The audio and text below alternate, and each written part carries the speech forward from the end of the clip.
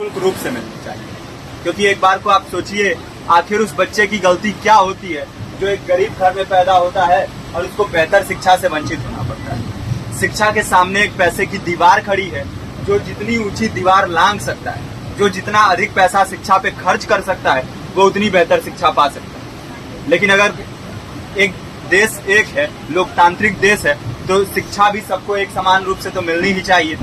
आज परिस्थिति ये है कि एक तरफ तो प्राइवेट स्कूल हैं जो लूट के अड्डे बने हुए हैं, वहां पे आप एडमिशन कराने जाएंगे तो सिर्फ एडमिशन के नाम पे ही आपको 10,000 20,000 रुपए देना होगा। और कमीशन खोरी का ऐसा धंधा है कि कॉपी, किताब, टाई, बेल्ट, ड्रेस, जूता कहाँ से खरीदना है ये आप नहीं तय करेंगे वो प्राइवेट स्कूल वाले। यानी आम लोगों की मेहनत की आखिरी कौड़ी उनके जेब से वसूल लेना चाहते हैं। और दूसरी तरफ सरकारी स्कूलों में न तो पर्याप्त टीचर है, न पर्याप्त बिल्डिंगें हैं।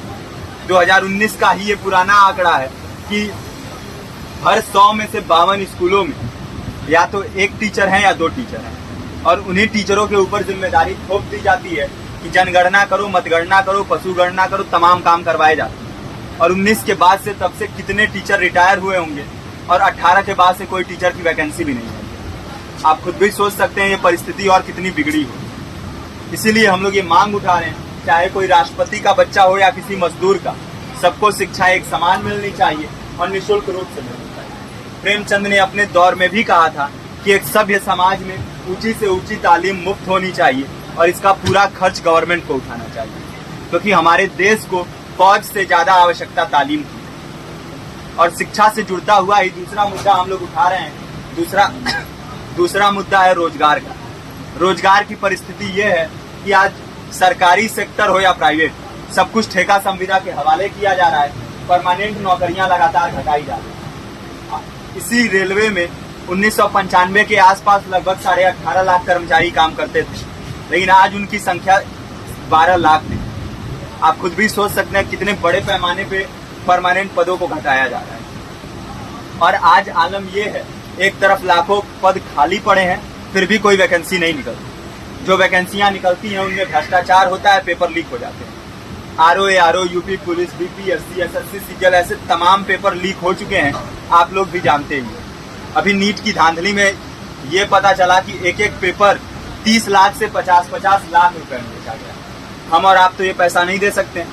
पूरी की पूरी कारस्तानी सरकार, प्रशासन, शिक्षा माफियाओं की होती है। और भुगतता कौन है?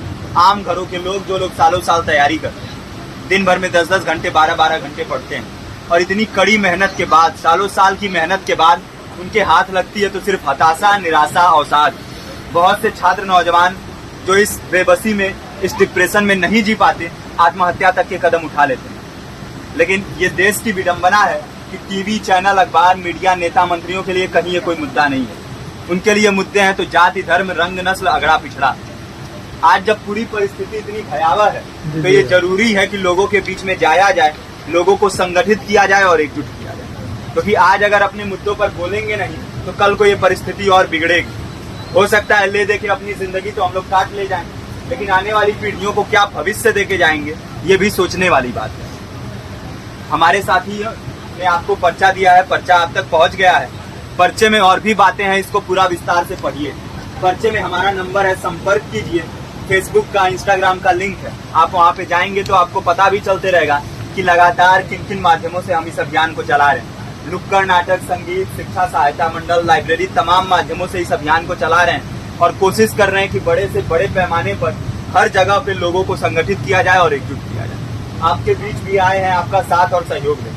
साथ इस रूप में कि आप भी हमारे इस कारवां और इस मुहिम से जुड़िए।